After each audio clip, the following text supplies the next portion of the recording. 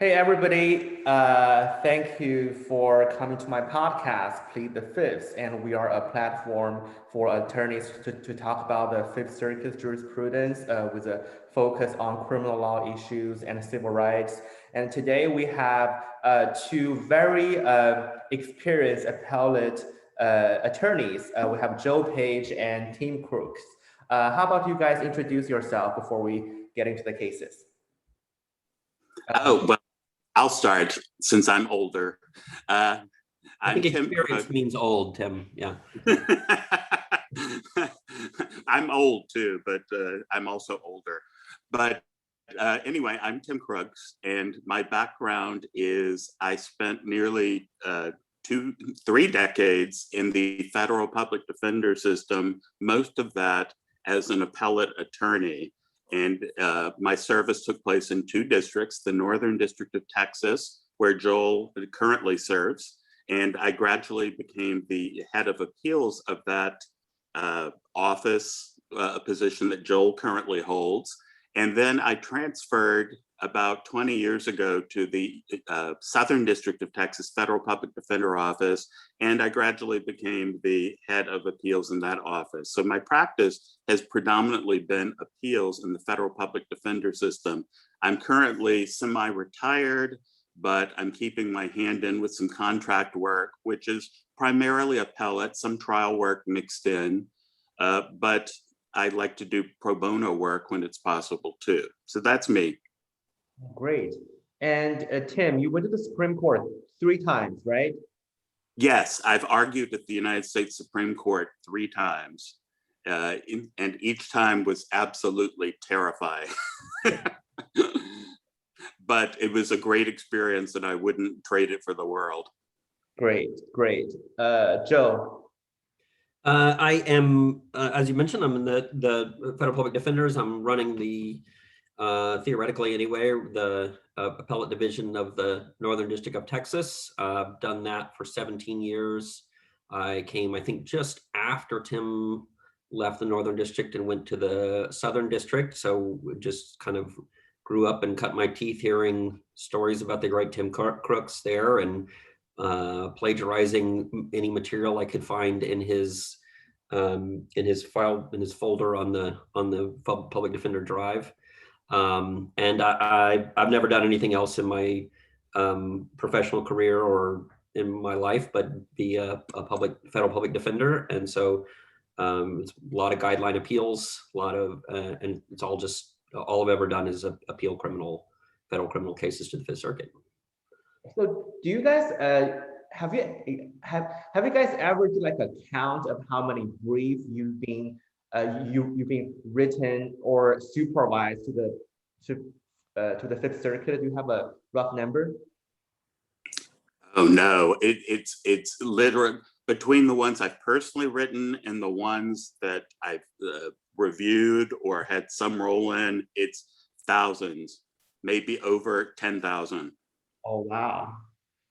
So I've tried to estimate the ones that I've written at some point, and I let's see, 17 times 80 or 90. I mean, it's about 1,500 probably.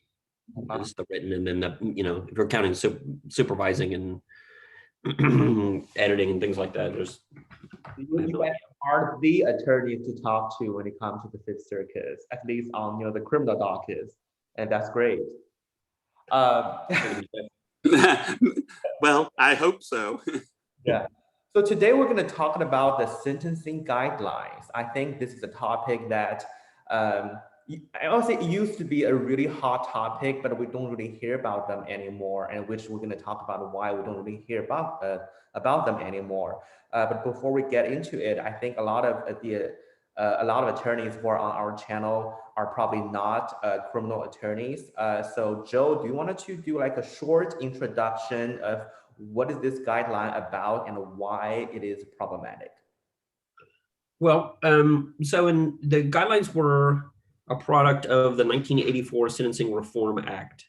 Prior to 1984, there was a lot of criticism of federal sentencing, probably sentencing in general, but especially federal sentencing on the ground that people who committed roughly the same crime and roughly the same conduct would get very, very different sentences depending on who the judge was and especially what part of the country they were in.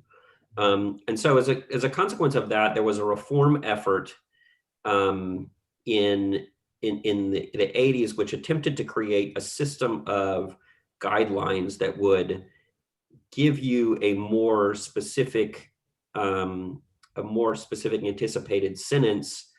So not just anywhere within a law, what might be a large statutory range. And so the Congress created a sentencing commission, which is composed of, that there's a nomination process for it. It's theoretically administrative, or has some administrative aspects, although it's theoretically in the judicial branch. There's judges on it, and they were given, I think 2 years, and they were late, but to promulgate a system of guidelines that would give you a more precise range of punishment within what are very large statutory ranges in the federal system. So what they wound up choosing to create was a grid. And on one side of the grid is numbers that go from 0 to 43 or 1 to 43, which are a measure of, in their opinion, the offense severity.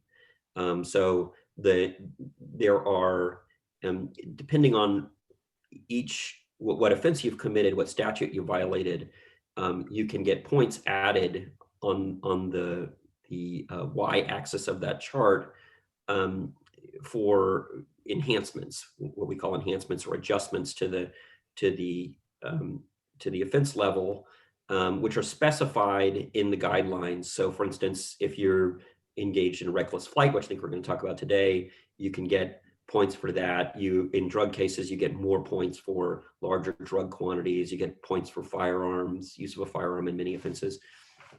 And so that's that. And so there's millions of, there's thousands of enhancements in the guidelines, but only, a specified number for each offense. And then on the x-axis of the grid, there's a chart that goes from 1 to 6, which measures the severity of your criminal history, and you get points for each prior conviction, with certain exceptions for ones that are too old, or petty, or that you might have committed when you were too young. There's a long list of exceptions, but that's a measure of the severity of your criminal history. And then the judge makes findings about how many points you get on each axis, and then that gives you a position on the table, which is specified for because they really wanted to be precise in months rather than years. And then, so before 2005 or so, those were theoretically mandatory. A judge could depart from your position on the chart, but the situations in which they were supposed to do so were either that the Sentencing Commission specifically recommended a departure in certain cases, or the judge found that that there was a factor in your case that the Sentencing Commission didn't consider, had not adequately been considered. You could depart up or down. Around 2003 or 4, I think 2003, there was a Republican Congress that, on the heels of a lot of lobbying by DOJ, passed an act called the PROTECT Act, which was intended to limit the amount of the ways that judges could go down from the guidelines, to depart from the guidelines, to try to make them more mandatory than they already were. And maybe as a consequence of that, maybe not, but certainly close on the heels of that development, the Supreme Court then ruled that there was a major constitutional problem with the guidelines in general, which was that a judge, without the benefit of a jury and by a preponderance of the evidence rather than by a reasonable doubt, was deciding your offense level between 1 and 43 based on facts that are not part of your criminal history, that are based on what you did in this particular case. And that was held to violate the Constitution, to violate the guarantee of a jury trial, because a judge rather than a jury was basically deciding how aggravated your offense was. And the remedy for that, they concluded, was to make the guidelines advisory. And they thought that would cure the constitutional problem. So since 2005, and the name of that case was United States versus Booker.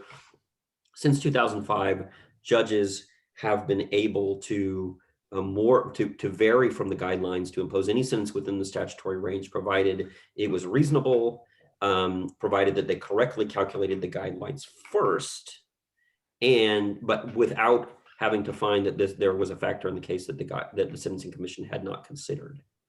And so they have been more advisory than they were before. But there have been a series of Supreme Court cases since 2005, and I would say the two threads of them were, there's a bunch of cases which emphasize the power of district courts to vary from the guidelines, that they are really truly advisory. They don't have to find anything as extraordinary about the case to vary. They don't have to find that the Sentencing Commission hadn't considered something. They can vary because they just disagree as a policy matter with some decision that the Sentencing Commission has made, which was not true before 2005. So that's one thread of cases. But the other thread of cases is that the Supreme Court has really emphasized that they want the district court to correctly calculate the guidelines before deciding whether or not to vary from them. That even if there's no objection, a clear guideline error is presumed to affect, is presumed not to be harmless. And there's several, that you have ex post facto rights in the guideline manual that apply. So it's presumed that it will affect it, but there's a lot of power to vary from them. Yeah, and the second thread of cases you just mentioned are actually coming from a lot of cases from your office, right? They came to Supreme Court on this plain error argument, correct? Well, actually, a lot of them come from the Fifth Circuit. One of the most important, most widely cited, most helpful cases in federal criminal appeals was argued by Tim Crooks, who is here with us, and it's called Molina-Martinez, and that's really the key of that second thread, which is, it was a case which there had been no objection to a guideline error, and Tim successfully argued that in the ordinary case, the guidelines are so influential in sentencing that even in the absence of an objection, basically a guideline error can be presumed to be prejudicial. Yeah, Tim, do you want to expand the case you argued from the Supreme Court regarding the sentencing guideline?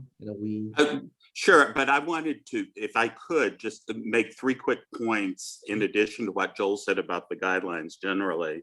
And the guidelines started out from a movement called Truth in Sentencing, because people felt that people were getting sentences that they didn't actually serve. They served some tiny fraction of them because of parole and because of good time or credit for good conduct.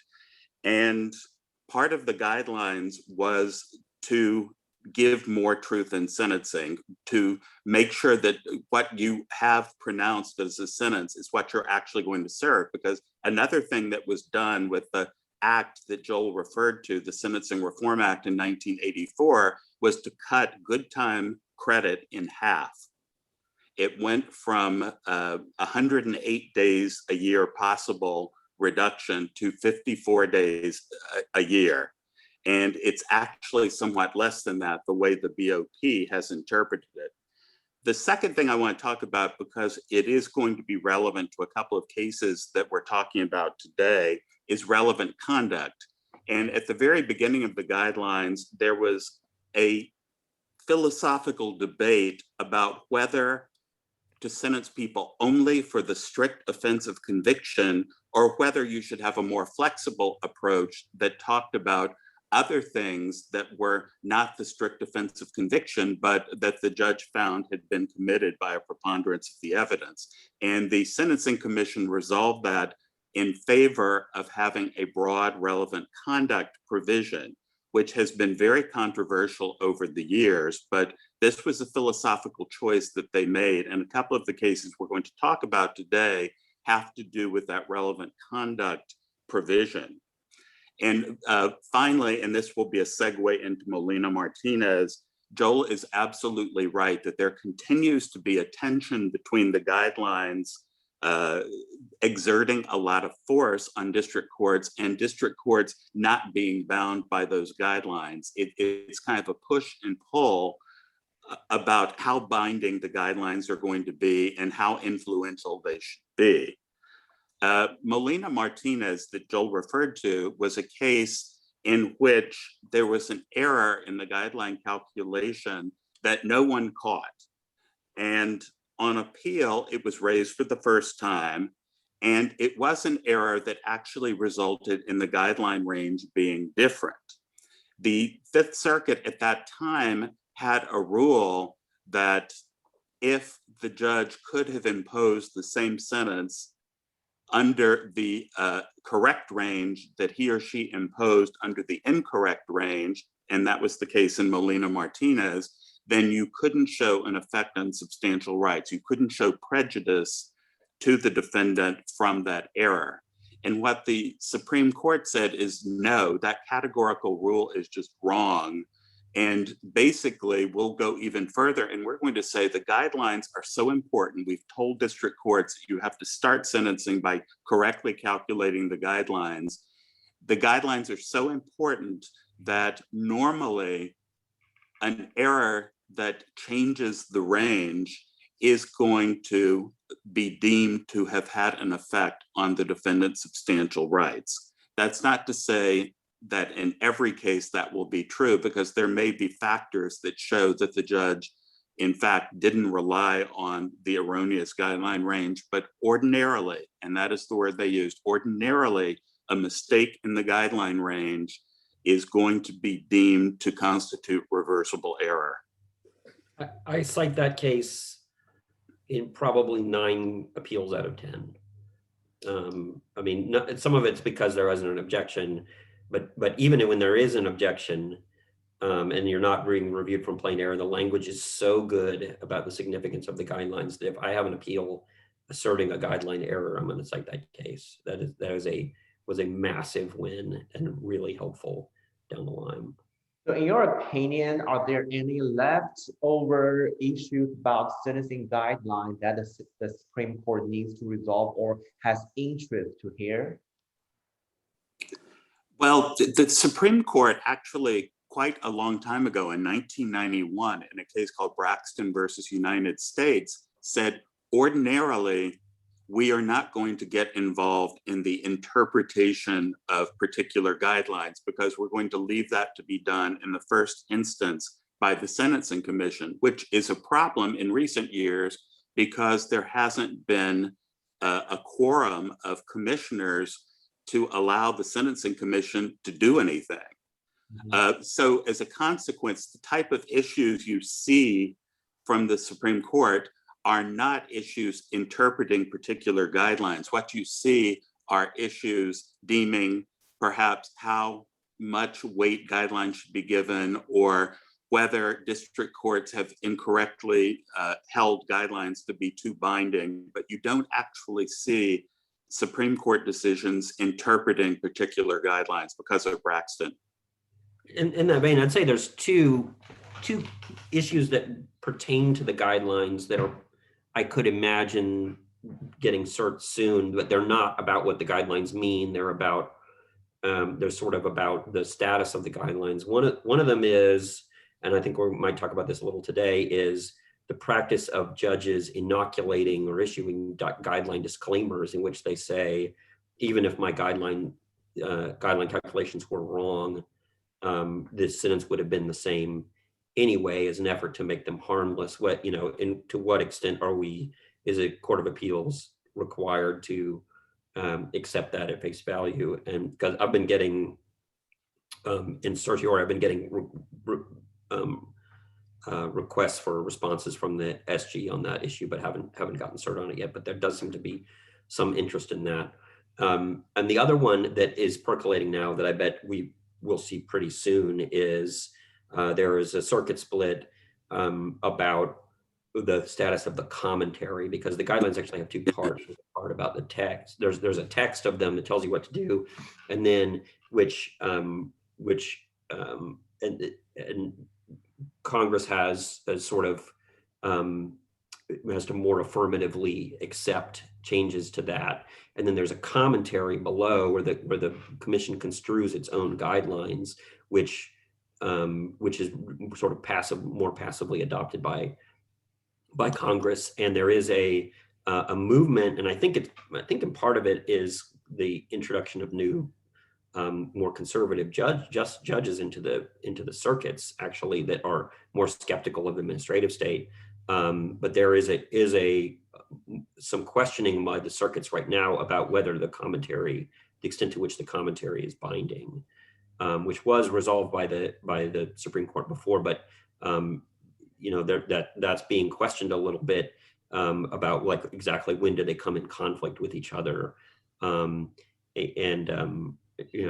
what extent are they bound to the text if the commentary seems to suggest a different question. That is producing circuit splits right now, and it's something I think we're probably going to see. And there's a whole lot of tension between commentary and text throughout the guidelines. Some of it helps defendants, some of it hurts. Yeah. Well, I guess now is a good time to get into the first case, because this first case actually was about something Joe just mentioned. It's about harmless error. So this case is USA versus Reyna-Aragon, and this is the very recent case number 20-10071. That's the case from Joe's office. So this case, the defendant committed a crime in 2016. It was a immigration-related crime, illegal re-entry of this country after being removed. So, but the sentencing phase happened in 2018, and the district court judge applied the sentencing guidelines in 2018 over 2016, and the 2016 guideline turned out to be a more lenient one, which will render to a lower range. And the defendant's counsel argued that this practice, the district court violated the Fifth Amendment, applied for a law that is ex post facto, but the Fifth Circuit, which was the case was presented in front of Willett, Engelhardt, and Elrod, in a 3-0 opinion, ruled that, well, yes, that was a constitutional violation, but it doesn't matter because it's harmless error. So, Tim, do you want to further elaborate this case for us? Sure. And first off, I think this shows the theme that we mentioned before about how influential exactly are the guidelines. And in a case called Pew versus United States, the Supreme Court held that even though the guidelines in the aftermath of United States versus Booker are now advisory, they are still influential enough to qualify as a law for purposes of the ex post facto clause. Therefore, the use of less lenient date of sentencing guidelines will constitute an ex post facto violation because you should have used the more lenient date of offense guidelines.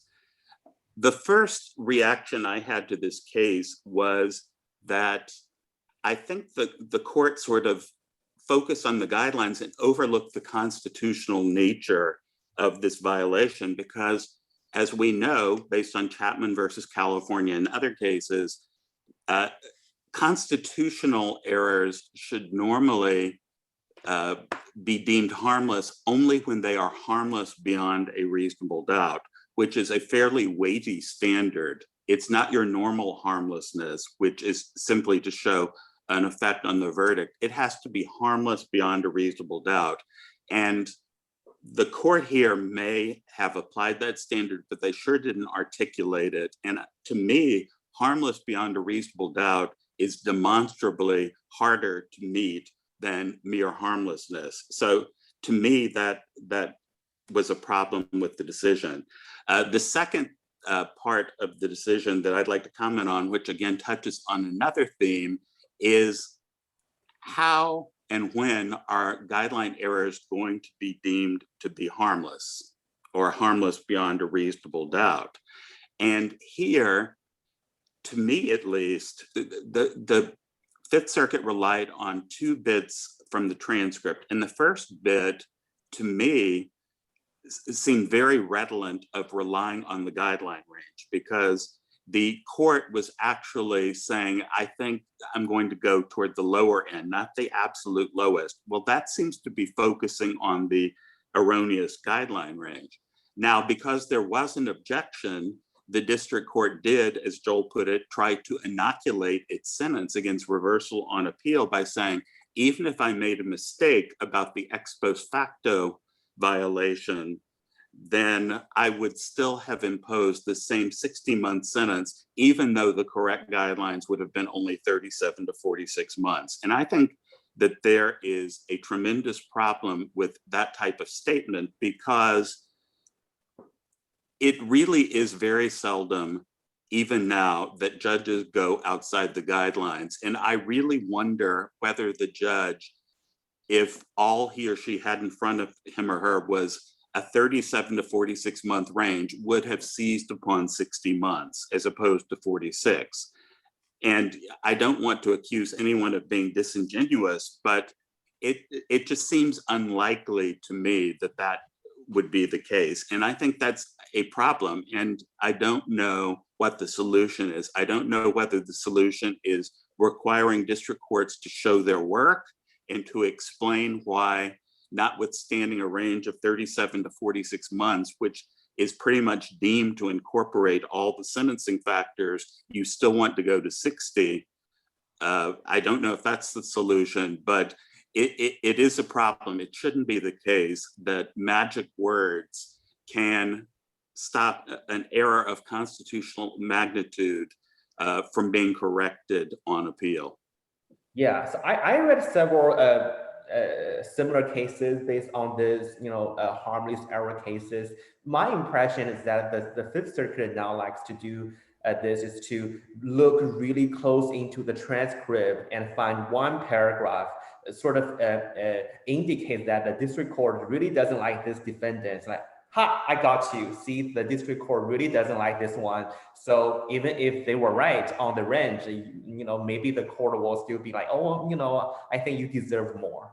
Joe, is that your take from the Fifth Circuit's approach? Because this is actually one of the cases argued by your office, right? It is. I think that's about right. I think that they will, you have a pretty good chance still of getting relief from the Fifth Circuit if there isn't this explicit statement by the district court that I would have imposed the sentence irrespective of the guidelines. But I really share, Tim's concern about that practice. There is some language in Molina-Martinez which sort of authorizes this, although I think it's been taken a little bit out of context. I mean, there is, I don't think the Supreme Court really anticipated how much some judges would pick that up and run with it. I don't think that this was intended to be just a script that a judge reads at the end of their sentencing. Oh, and by the way, the guidelines didn't influence the sentence, so any error that I make will be harmless. I think that if that is an acceptable practice, almost all of the thread of cases that talk about the need to calculate the guidelines in the first instance and the value of having appellate review of guidelines, not just for the party that's in front of the court at one particular time, but for the next district judge who wants to know what they mean, right? That is one of the innovations of the Sentencing Reform Act, is that because you could appeal a guideline decision, you're going to get a body of consistent precedent about what they mean, and eventually have a stable, uniform understanding of what they mean throughout the country. And that is really, that's really not going to happen if defendants A, have no incentive to appeal, and B, never get a definitive holding from the Court of Appeals about what a guideline means, because every error that they make is going to be harmless. But can I say that if that is the case, then if you're the defendant's counsel, maybe your job at the sentencing phase is to not say too much, to avoid the district court to basically don't say anything on the record. Then at least when you appeal, and now the Court of Appeals cannot really say, it's hard for them to look in the transcript too deep to find one paragraph saying that, or indicate that the district court really doesn't like your client. Yeah, I mean, I think that there is an incentive problem that's being created there, because the Fifth Circuit has said that it will take a judge's disclaimer about the importance of the guidelines at face value if the district court said that it considered the range that's ultimately vindicated on appeal. So you have this, but not necessarily if they won't, if they haven't said that. So you have this, on the one hand, if you have an objection, then you're presenting to the district court what the range would be on appeal, what the true range is on appeal, and a district court's disclaimer, this guideline didn't affect the sentence at all, will then be taken at face value. And so you have a very high risk of having it be found harmless. On the other hand, if you don't object, then that range is never presented to the district court. And then you can take advantage of Tim's win in Molina Martinez, and you have a presumptively influential guideline range, because the district court has never considered what the true range is. Now, there's reasons that you wouldn't do that, but it certainly is blunting the impact of the stricter standard of review on plain error. The fact that preserved error is so frequently dismissed as harmless. Tim, do you think it's probably a time for a defense counsel to forget about those objections at the sentencing phase, just kind of take it at appeal later? Is that how it works these days? I'm really hesitate to endorse that type of practice, because that is Risky. And it's sandbagging that is risky, and it's the primary reason behind the plain error rule in the first place. I would prefer, as more intellectually honest, some sort of legal rule that would explain that district courts would have to explain in much more detail how they would get to a particular sentence, even from the correct lower range. And that, of course, could be subject to scrutiny, because it might disclose all sorts of improper factors that were considered, or maybe even factual errors. But I think it is too risky to simply let an objection go by, because the chances are good that it may not be correctable on appeal. So I think the better practice is still to make the objection. And I think we just have to come up with some better way to capture the problem with these magic words or incantations that are trying to frustrate appellate review. Yeah. No, I absolutely agree with that. I hope that I wasn't heard to endorse sandbagging, but I do think that the part of the idea of plain error is to have this very sharp contrast between how easy it is to get relief on appeal if you object, and when you don't. And I think that this practice of inoculation is reducing that contrast to some extent, and working across purposes of the plain error doctrine. Absolutely, I agree with that. But again, as you said, Leo, it's simply too risky to let it go. Yeah. Even if there's a possibility that the judge may inoculate the sentence, it really should be commented upon, because you never know how the judge will react in the first place to a lower range.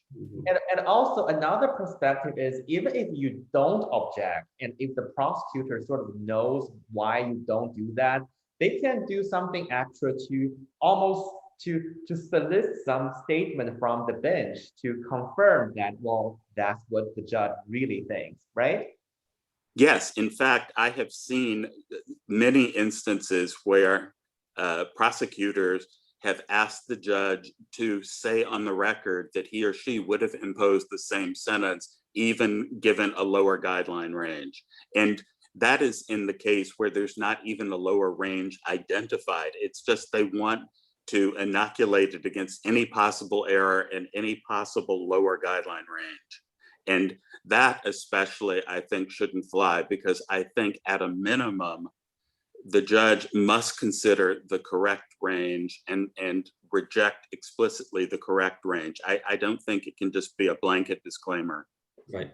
And I don't think that every single disclaimer is inherently incredible. I mean, I think that you have, if there is something that explains the sentence and other than the range, like the co-defendant got this sentence, and I think you're as culpable as the co-defendant, so therefore, or you had a prior sentence, and so I need to deter you, I need a little bit, it has to be a few more than that.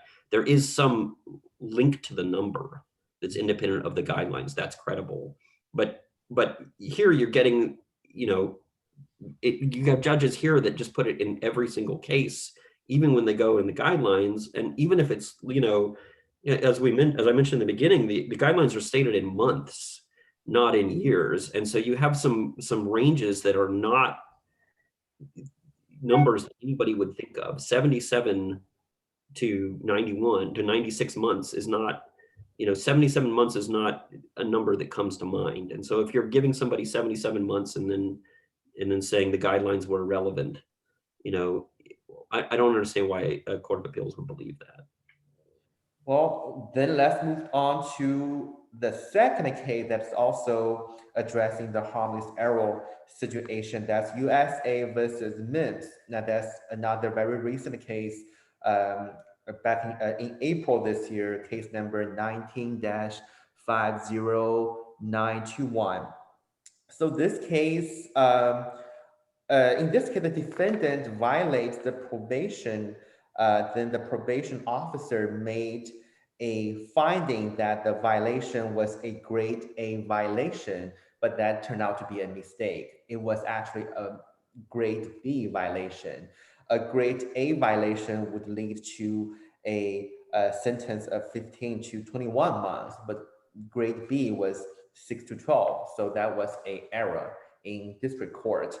The case was again presented to the Fifth Circuit in front of Judge King, Smith, and Haynes in a 2-1 case, which 2-1 ruling, which Judge Haynes dissented. The court again said harmless error, because look at the transcript, the trial court judge really didn't like this one. So who do you want to take a stab on this case? I will. I think this is a case that was on plain error, and the majority started out well. They held that prongs 1 and 2 of the plain error inquiry, whether there was an error and whether it was plain, meaning clear or obvious, were satisfied. I think they started to go a little bit awry on prong 3, because they held, well, it's iffy whether, even in light of Molina Martinez, whether the defendant has shown an effect on her substantial rights, but we don't need to decide that because she loses on prong 4, which is whether leaving the error uncorrected would impugn the fairness and integrity and public reputation of judicial proceedings. And the reasons they held that were that she was a repeat offender of financial type crimes. Her sentence was well within the statutory max, and also that her violation worksheet, which is a document that accompanies revocations of supervised release, listed several aggravating factors that would have justified going up from the 6 to 12 range up to the sentence of 21 months that she received, based on the 15 to 21 month range that was erroneously applied. I think, speaking just for myself, but I think that the majority is wrong and Judge Haynes is right, because the majority's analysis flies in the face of a decision that was post Molina Martinez, but also from the US Supreme Court called Rosales-Mireles. And Rosales-Mireles held, kind of parallel to what Molina Martinez did with the third prong, that in the ordinary case, a guideline error that changes the range that is applied is going to impugn the fairness, integrity, or public reputation of judicial proceedings. In other words, ordinarily, a guideline range error will satisfy the fourth prong of plain error review. Yet in this You want to case, say what the 4 prongs are? I think we may have overlooked that part in the. I thought I had mentioned that prongs 1 and 2 were whether there's an error and whether it's clear or obvious. The third prong, as we discussed previously, is whether the defendant's substantial rights were affected, which normally means was she prejudiced. And the fourth prong is whether the fairness, integrity, or public reputation of judicial proceedings demands that this error be corrected. And in Rosales-Mireles, the Supreme Court held that ordinarily a guideline error that meets prongs 1 through 3 will also meet prong 4. But here, the Fifth Circuit said, notwithstanding Rosales-Mireles, this error does not meet prong 4, and therefore we're going to affirm this sentence, even though it was based on an erroneous range. And I just have to say that I think the 3 pillars of the majority's decision are directly contradicted by the Supreme Court's decision in Rosales-Mireles. First, they said the degree of the error was relatively minor because it was just the difference between 6 to 12 months and 15 to 21 months ranges. But in Rosales-Mireles, the Supreme Court said there's no such thing as too minor when it comes to extra imprisonment. Even a day of extra imprisonment really impugns the fairness of our system, and it should be corrected. So it's too little to count, just doesn't cut it. Second, the fact that the sentence is within the statutory max, to my way of thinking, is a straw man, because if the sentence were not within the statutory max, that would be a separate error that would require reversal anyway, because a sentence that exceeds the statutory max is always going to be plain error. And third, and I think this might be the worst part of it, the fact that the violation worksheet listed several other aggravating factors that could justify a greater sentence, that is the appellate court usurping the sentencing discretion of the district court, because it's the district court in the first instance that should consider these things. And the appellate court should not be second guessing what the district court would think about alleged aggravating factors that the district court never considered. And the Supreme Court in Rosales-Mireles specifically cautioned to that effect, that you shouldn't look to criminal history or other things that the district court might think were aggravating, but you don't have any actual evidence what the district court really thinks about them to justify a sentence on appeal, because that is the appellate court, in effect, taking over the sentencing function of the district court in the first instance. So I have to give 2 thumbs up to Judge Haynes and 2 thumbs down to the majority in this case, because I think she is right. Rosales-Mireles settles this case. Joe, what do you think? So let me actually ask you a question. So why the Fifth Circuit, when they found that a lower court made a plain error, why not just take the easier route to say you are wrong and send it back and let the lower court to correct it, rather than just to, render an opinion like that that's really contradicting with the Supreme Court and causing more problems? In my view, I think that appellate courts think that sending things back for resentencing is much more onerous on the district court than it really is. And I think also some judges are just very wedded to plain error, and they think that if they don't strictly enforce it, then we're going to see the floodgates will open, and we're going to see any number of things that could have been objected to but weren't coming up for the first time on appeal, and it's going to be a waste of everyone's time. Just my own opinion. Joe, what do you think? Yeah, I mean, I think there's a history of hostility towards plain error appeals from the Fifth Circuit, and that's part of the reason that you have 3 at least decisions from the Supreme Court reversing by pretty big margins, sometimes unanimously, Fifth Circuit local Fifth Circuit precedents that had limited the ability of defendants to access plain error relief.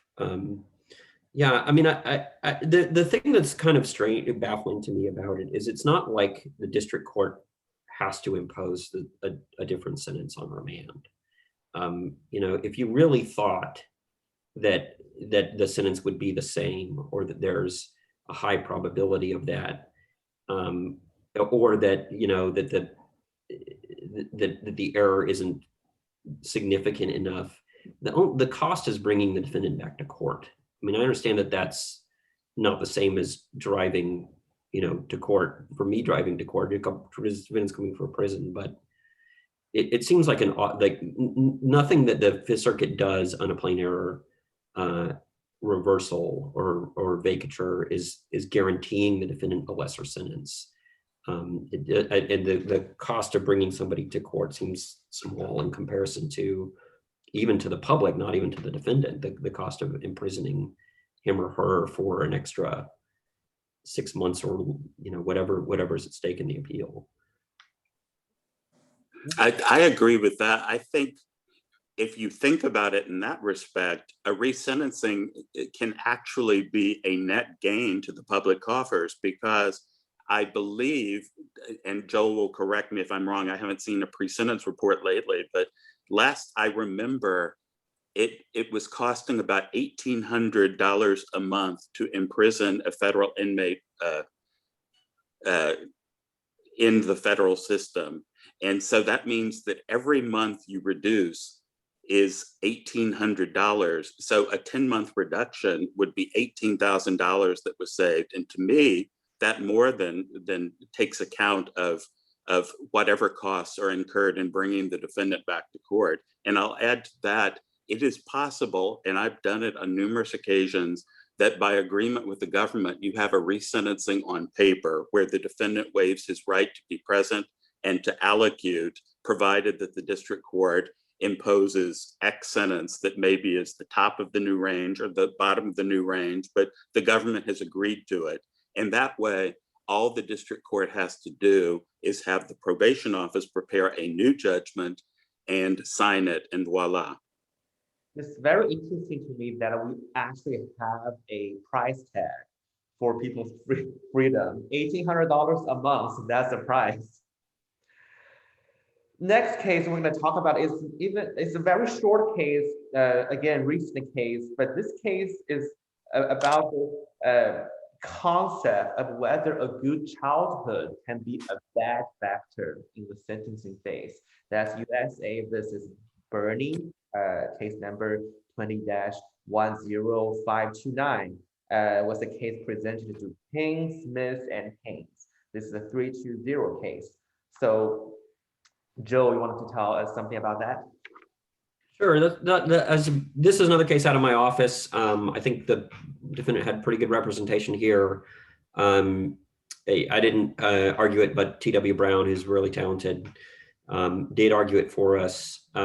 The defendant was convicted of wire fraud. The opinion doesn't really describe the offense, so I won't go into it, but the court sentenced the defendant and said, I've seen some people from very disadvantaged backgrounds come through here, and they didn't really have a chance, but I don't think that was your background. Your parents were law enforcement. You didn't grow up in poverty. So I'm taking that into consideration and basically saying that's an aggravating factor in your case, that you had a good childhood, and that distinguishes you from the typical defendant. And the defendant appealed on the ground the court isn't supposed to consider socioeconomic status in punishment. So that prohibition on considering socioeconomic status comes from a statute that Congress enacted when it enacted the Sentencing Reform Act, to tell the commission what kinds of guidelines to enact. And that statute doesn't say courts can't consider socioeconomic status. It says the sentencing guidelines should be neutral as to socioeconomic status.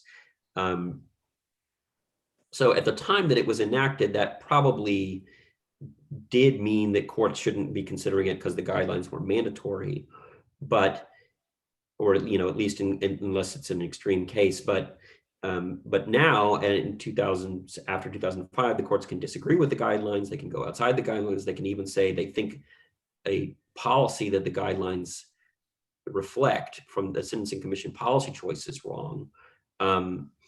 But notwithstanding that distinction between what the statute says the guidelines can consider and what the court can consider, there is some law from after Booker, from after 2005, when they were advisory, that did say socioeconomic status is irrelevant to sentencing. And I think that may have been a little bit of an oversight. If that language came from pre-Booker opinions and was sort of reproduced uncritically after 2005, but nonetheless, the court, I guess, is right in saying that the precedent, the post-Booker precedent, does appear to prohibit consideration of socioeconomic status. So the court said, okay, the court nonetheless affirmed. The court said, okay, the court considered your economic status at childhood, but then it said, but you know what, the prohibition on socioeconomic status doesn't reach your socioeconomic background, only your current socioeconomic status. And I'm not particularly persuaded by that distinction between socioeconomic status and economic background. The prohibition isn't distinguishing between socioeconomic status and background. And it seems like socioeconomic status in the past is a form of socioeconomic status. But I think there was probably a fairly good case to say that this decision is wrong under the precedent. There's a fairly good case that this decision is wrong under the precedent that exists right now, because there is a rule that says when a sentencing court disagrees with a guideline policy decision, it is supposed to acknowledge that and say that it disagrees and explain why. And the purpose of that is just to make sure that the court is aware that it's disagreeing with the commission and isn't making a mistake as to what the commission actually thinks. And so I didn't see any suggestion in the opinion that the sentencing court had done that, had recognized that it was sentencing at variance with the recommendations of the Sentencing Commission and probably with Congress when it did that. And if it had, and so I think there is an argument to be made for relief in this case. Tim, if we follow the court's ruling in this case, can I say that, well, now in the future, the defense can say that, you see, my defendant, this defendant come from a very challenged childhood and didn't really grow up well. And so that should be a good factor to be considered, in the sentencing phase. Then absolutely, you can do that. And in fact, that is one of the reasons the court gave in justifying what the district court did in this case, is that what's sauce for the goose is sauce for the gander. If you can consider in a mitigating way a disadvantaged childhood, then the fact that someone engaged in criminality, despite being given every advantage and every chance, it seems to me symmetry compels that both of them should be considered. I do agree with Joel that I don't think the distinction that the court drew in this case between considering background versus considering socioeconomic status is very persuasive. To me, what the district court did here was socioeconomic status, and that's supported by older Fifth Circuit cases, one of which was cited, the Hatchett case, and another that was cited in Hatchett called Birch, where the district court did essentially the same thing. But I think that although that type of thing is off limits with the guidelines, I think in the post-Booker sentencing era, both are fair game for sentencing arguments. Good. That's quite interesting. Next case we're going to talk about is one of the cases I think Joe mentioned at the beginning, and also Tim mentioned that. So that's one of those cases that were remanded by the Supreme Court. As Tim said, you know, the Fifth Circuit used to have a rule saying that at the sentencing phase, if the defense counsel doesn't make certain objections, then you cannot bring that up on appeal. The court will deem that you waive that objection, and the Supreme Court said no. Even if you consider those issues as a matter of fact, you still have to review them under a plain error standard. So as a result, a bunch of cases got remanded back to the Fifth Circuit. And Horton, USA versus Horton, was one of those cases. And in this case, the Fifth Circuit, in front of Grave, Dennis, and Willett, said, we understand what the Supreme Court said, and we're going to do what the Supreme Court told us, but the result is the same. We think the district court did the right thing, and we agree with them. Tim, you wanted to tell us more about this? Sure, I can do it, or it was actually Joel's case, wasn't it? Okay, Joel, do you want to tell us? It wasn't my case, but it came from our office. But it's a follow-on from a case called Charles Earl Davis, which was my case, which was a challenge to this Fifth Circuit rule that factual error can never be plain. And what they meant by that was that if there's an objection to, if in the absence of an objection, if we, the Fifth Circuit, conclude that the error in question is factual rather than legal in nature, then we will never reverse it absent an objection. And that was sort of a particular Fifth Circuit rule. It wasn't widely shared among other circuits. Justice Sotomayor did the circuit counting and concluded that the Fifth Circuit was the only one to apply this rule. And ultimately, and they applied that rule since 1992, the rule that factual error can never be plain at least. And they use that to dispose of a lot of plain error appeals. And the distinction between what's factual and what's legal error in nature can be, pretty much in the eye of the beholder, can be a very slippery concept. But they had said that relevant conduct, there's a provision of the guidelines that decides what is and isn't relevant conduct, what can be considered in connection with your offense and determining your offense level and what can't. But they had said that decision of how closely related to the instant offense the defendant's conduct is that increases his or her offense level, the definition of that as relevant conduct or not relevant conduct is factual, and therefore relevant conduct errors can never be reversed absent factual error. So that rule had been in the Fifth Circuit for several decades. And finally, and then about 2013, there was a concurrence in the denial of cert from Justice Sotomayor, really taking the Fifth Circuit a little bit to task for applying this rule, saying it's not based in the Fifth Circuit, in the Federal Rules of Criminal Procedure at all. We don't understand where this comes from. It seems to create some pretty serious injustices in some cases where very clear factual error is not being reversed. But I'm not going to, I agree that we shouldn't grant cert right now on this question because maybe the Fifth Circuit will sort this out itself and correct itself. Well, 7 years later, the Fifth Circuit was issuing opinions that said we have considered this very thoroughly, and we are committed to this rule, and denying en banc petitions for that, and just, you know, really stating its firm commitment to this rule, which was a very helpful case processing rule for it. And so I appealed that to the Supreme Court in a case called Charles Earl Davis, and a couple of other follow-on cases that were presenting the same issue. And they, without argument, without merits briefing, even unanimously held that there is no prohibition on considering factual error in connection with plain error.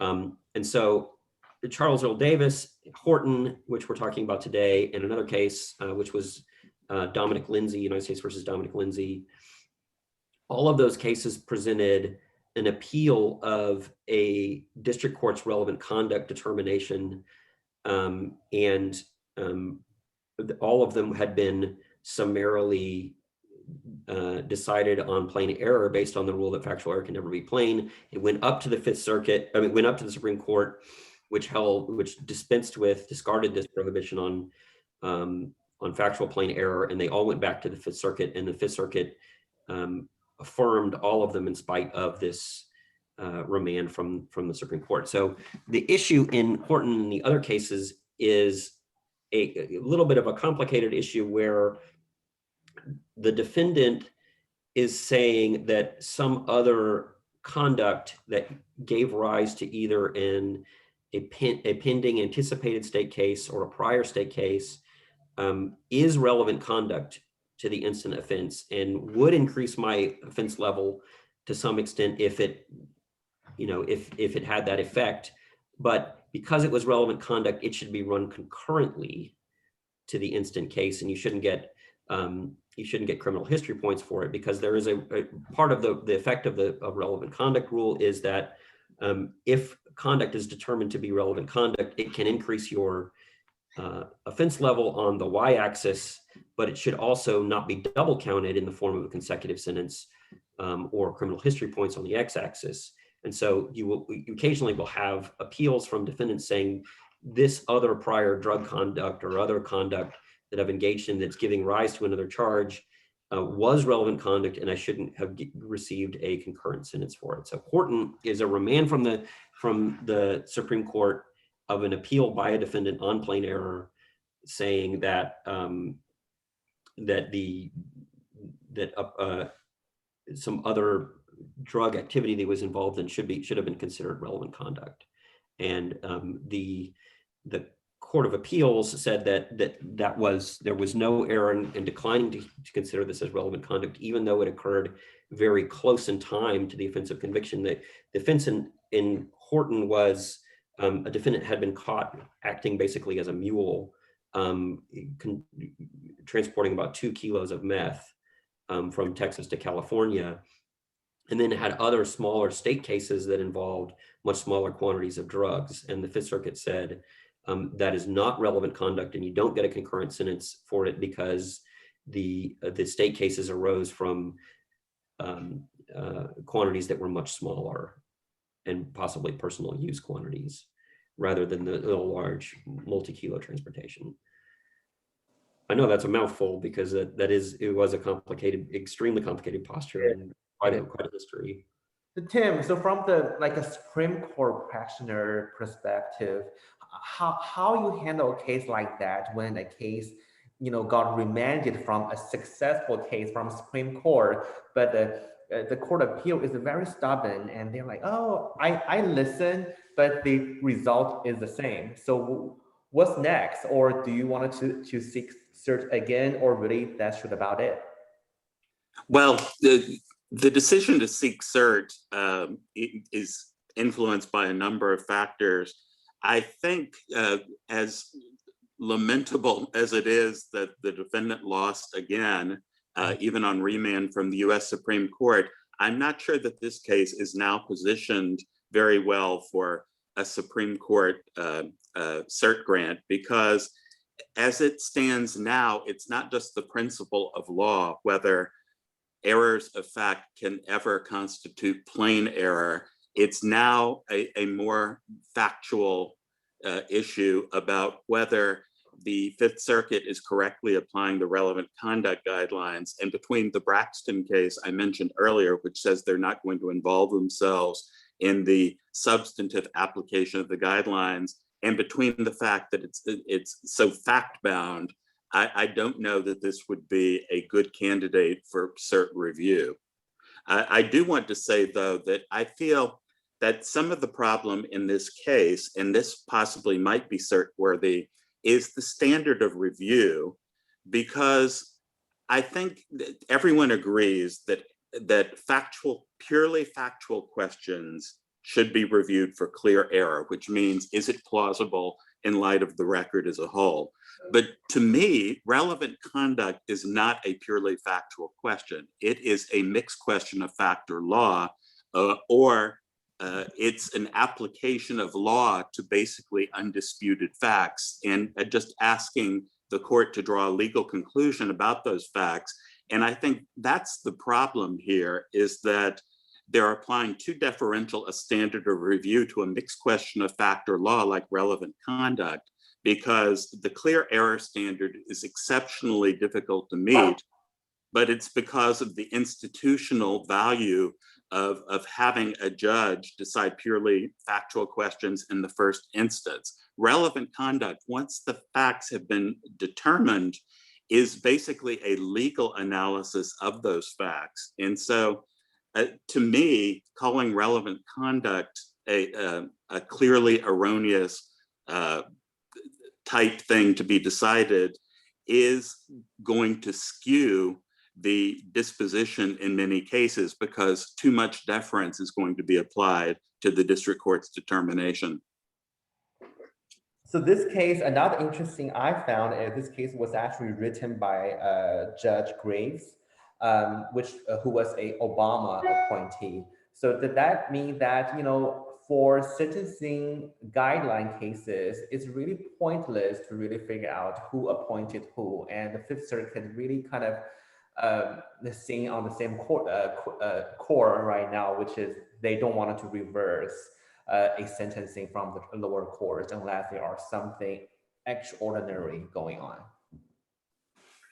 Well, I think that's true about appeals generally, not just of guidelines, but I think especially now that the guidelines are advisory, or actually they've been advisory for 15 plus years, I think now that there is just little appetite to get into the weeds of guideline questions that ultimately may be trumped by the district court's ultimate sentencing decision.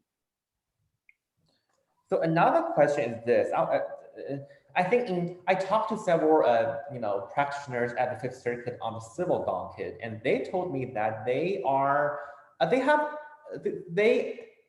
want to talk about Judge Willett more, because they think Judge Willett is one of the Trump appointees that they think are hopeful to be pushed a little bit more liberal. And it seems like Willett, at some cases, trying to distance himself from other Trump appointees to show a little bit more, I would say, open minds. Do you think that is true in the criminal docket in general for Judge Willett? My impression of Judge Willett is not so much that he's liberal, but he's very libertarian. And in many instances, libertarians can come to a quote unquote liberal result in criminal cases. And I think we saw that with Justice Scalia too, who was no question conservative, but he had libertarian leanings that sometimes would lead to very defense favorable rulings in criminal law. And that's my impression of Judge Willett, is he's very libertarian, but I do think he's meticulous, and I have admired the way he's spoken out against qualified immunity in the civil context, and also other things. But his stance seems to offended another Trump appointee, which is Judge Ho, and they exchanged pretty harsh critics to each other on opinions. So what do you think about that? I think as long as you have more than one judge, there's going to be some disagreement. Yeah. And no two people, period, in life or on the bench or whatever, are always going to agree with one another. And I don't agree with that, Tim. I'm sorry. I can't. Tell us more about it, Joe. And but I think that the art of disagreeing is a difficult one, because I think you have to make your points and yet also show respect for the other person. Joe, what do you think? Yeah, I mean, it is a little bit concerning. The Fifth Circuit seems to be getting a little bit, there seems to be a little bit chippy in exchange of opinions sometimes. And I don't even have any particular one in mind or any particular judge in mind when I say that, but there does seem to be sort of more internal dissension right now. Yeah.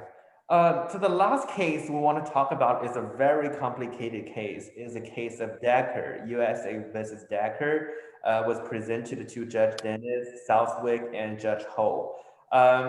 This case about 2-level enhancement, since this is such complicated case, I don't want to get too much into the detail of the case. I just wanted to have Tim to tell us more about it. Oh, sure. In Deckert, what happened was a defendant had some drugs and guns at his house, and the police got an arrest warrant. And then a few days later, they see him driving around town, and they think that he's going to, it's a good opportunity to arrest him. So they do.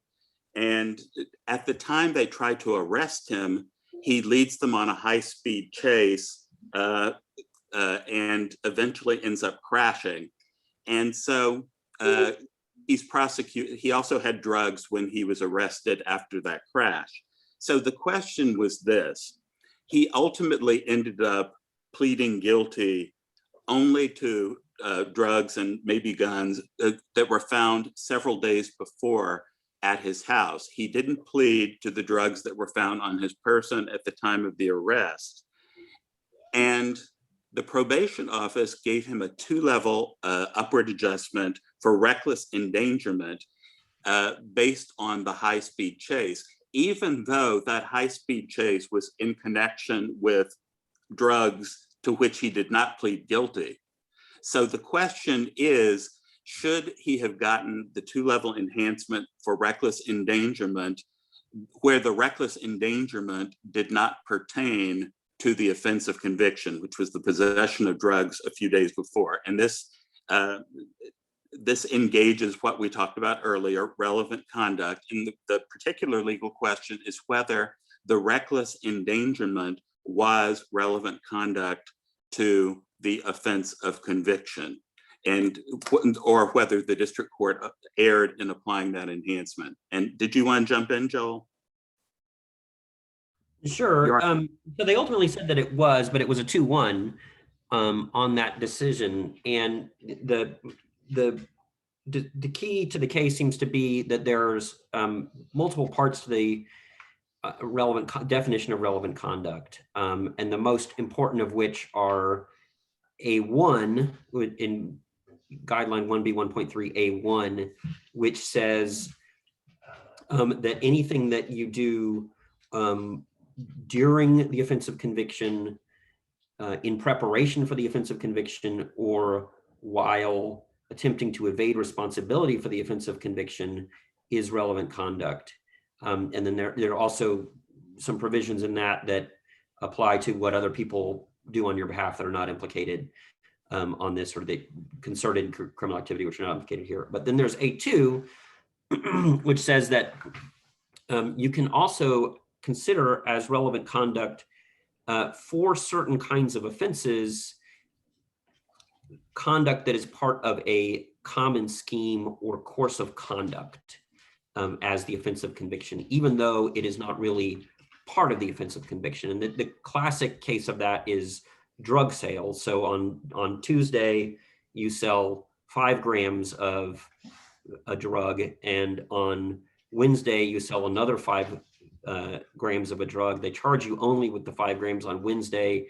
Are the 5 grams on Tuesday part of your drug quantity, even though they're not part of the offense of conviction? And part A2 of the guideline says yes, that repeating the same conduct or very similar conduct over and over again will increase your offense level and be considered relevant conduct, even if it's not strictly speaking part of the offense of conviction. But there's only some kinds of offenses that they can use this course of conduct theory.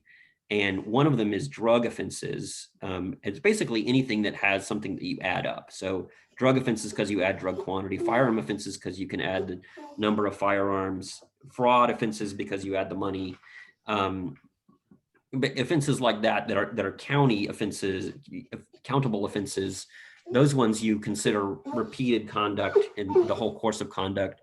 But other offenses, which are like offenses against the person, basically assaultive offenses, you don't consider the prior, you don't consider repetition of the offense in the same course of conduct. And so in this case, because it was a drug offense, the court said, well, you consider the entire course of conduct in this case, and the prior and the possession of the drugs, a comparable quantity of drugs on the motorcycle a couple days later is part of the same course of conduct as the guns and drugs that were in the house 2 or 3 days earlier. And so therefore, part of that course of conduct is the defendant riding away on the motorcycle and fleeing rather than submitting to arrest. And therefore, because the flight was part of the same course of conduct, and this is a drug offense, we're going to count that towards your offense level, the fact that you fled. Now, there was a prior Fifth Circuit case, Sutherland, in which the defendant was convicted of bank robbery, in which a flight on another occasion was not considered part of the same part to be relevant conduct. But in that case, you didn't have a drug offense or an offense where you count, where the offense level is determined mostly by something that you count. And so they distinguished that on the basis of whether or not A2 applied in that case, because they said course of conduct of liability was not available in that case, but it should be available here. Do you think this case largely limits the application of Sutherland? Yeah, I mean, I do. Sutherland was the prior case that involved a bank robbery, where they said there was a that flight on another occasion didn't count towards the offense level, wasn't relevant conduct. And I think that this decision does pretty effectively confine that to offenses that are not of the countable kind. But I have to say, and again, I think that the majority did get the guideline interpretation correct. But I understand Judge Dennis's position in dissent, because I think most of the cases that have arisen in the context of non-groupable offenses. In other words, offenses that are not like the ones Joel described, where it's fungible things like drugs or money. It's non-groupable offenses like robberies. And that's where this enhancement has mostly been applied in previous cases. So I think that the shock is really because this is kind of a new context in which this is applied, and it kicked the inquiry into a different section of the relevant conduct guideline. I think, again, that the majority did get the interpretation right, and in any event, they were kind of compelled to that interpretation by a prior case called Ainabe.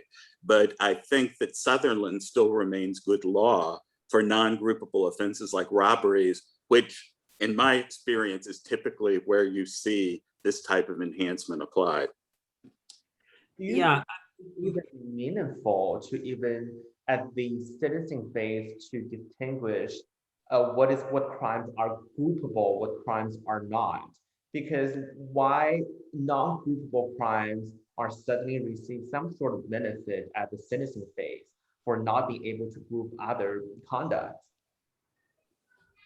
Yeah, I mean, I think that there are situations where that makes a lot more sense than it does in this case, right? I mean, if you have a long string of drug sales, you know, there is a certain arbitrariness in saying, well, you know, just the one you did on Tuesday and not the one on Monday, Sunday, Saturday, and you're just, you know, that you're trying to add something, and the fact that it's within this count, maybe there's a policy argument that that doesn't make as much sense. But in this case, you're distinguishing between, I mean, the fact that it was a drug offense and not a robbery offense. Yeah, there's a textual argument there that this is treated differently, but I don't understand what the significance is from a policy perspective. Why you would have an enhancement for fleeing in a drug offense that you wouldn't have, you know, in fleeing in a robbery offense.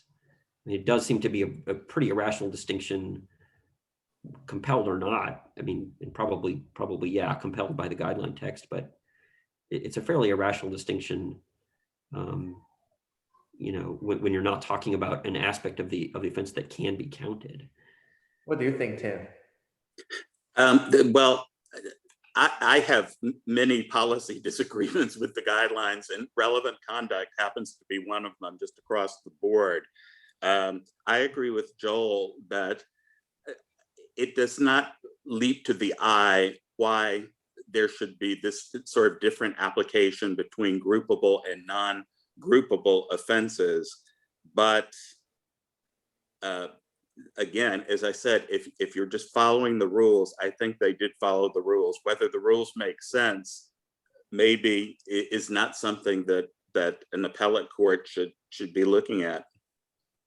Yeah, I mean, this is a little bit in the weeds, but I think there's a lurking issue that neither side really noticed here, which is in the definition of groupable offenses, you know, or when you say what's a groupable offense, it's not clear whether you're talking about only the offense of conviction or whether you're also talking about the conduct that might be relevant conduct, because I don't know that drugs are a groupable offense, but is that what fleeing on a motorcycle is? Is that a drug offense, fleeing on a motorcycle? Is it, you know, I don't know whether both the relevant conduct and the offense of conviction have to be a groupable offense, or really just the offense of conviction. Groupable, right? What's that? Because robbery usually is not groupable, right? Right. It's so interesting. Right. And just for the benefit of practitioners, the guidelines actually do draw a distinction between offense of conviction and offense. And the guidelines define the word offense to include relevant conduct, and that when they mean offense of conviction, they specify offense of conviction. So for people who are relative novices to the guidelines, just a word of caution that the word offense does not mean necessarily the offense of conviction. It includes relevant conduct. So to the extent that A1 in the guideline or A2 in the guideline says for offenses, solely for offenses of a type that can be grouped by 3D 1.2, because it's using offenses and not offenses of conviction, there's an argument that the relevant conduct has to be groupable too then. There is, yes. I haven't thought of that. That's a great point. Well, I learned a lot about sentencing guidelines today, and I have to say it's really complicated issue, and I don't understand why we no longer have a lot of discussions nationwide. But after reading those cases, I would say at least at the Fifth Circuit, I feel that the Fifth Circuit has sort of been tired of hearing these issues, and a lot of several of our cases we talked about today, they are really short opinions, and actually only one of the cases we talked about today received a oral argument, and the other four are just ruled based on briefs. To me, that tells me that the court is not really wanting to put a lot of effort and focus on these issues anymore. But again, thank you. 0 and 5. What? And defendants were 0 and 5 in those cases too. Yeah. Well, I want to say thank you again to Tim and Joe for helping us to understand the sentencing guideline. And both of you are amazing appellate attorneys. You did a lot for criminal justice reform at Fifth Circuit, which I think safe to say that this is a really hard circuit to do this type of jobs. So thank you again. And I hope to see you in the next couple of episodes and we can talk about something else. Thanks so much. Leo. Thanks for having me, Leo. It's been fun. Sure. It has been fun, Leo. It's been great to see you again, Tim. Take care. Thank you, Joel. Bye. Bye. Bye-bye.